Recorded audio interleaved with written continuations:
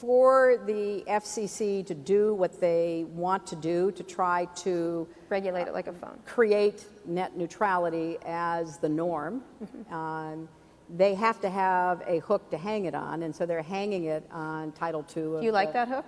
Well, it's the only hook they've got. I don't know but what hook would you like? I mean, well, because your husband's administration and the Bush administration before were much hands-off in that regard. Well, you know, you see how things develop. I mean, it wasn't really a threat until relatively recently. I think I gave my first statement about net neutrality about 8 or 9 years ago, and we know how important it is because of concentration and you know, the industry and the like.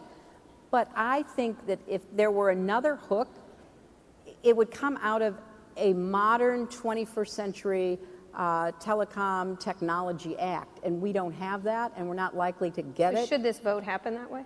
Oh yeah, absolutely. No, would you vote for that? Yes, I would. Right. Yes, so I would. That act, but what about the one the FCC is about to? I would vote for net neutrality because, as I understand it, it's Title II with a lot of changes within it in order to avoid the worst of the utility regulation. So it's a foot in the door. It's a value statement. I think the president is right to be up front and out front on that, but it's not the end of the discussion. I mean, we need to do more about how the spectrum is allocated. We need to do more about how we incentivize more competition in broadband. We need to figure out how to treat, you know, connectivity as a infrastructure development. There's a lot of other aspects, so it's not just net neutrality standing alone, end of debate, and that should be part of a really smart legislative endeavor, but I don't think people believe that can happen in the short term.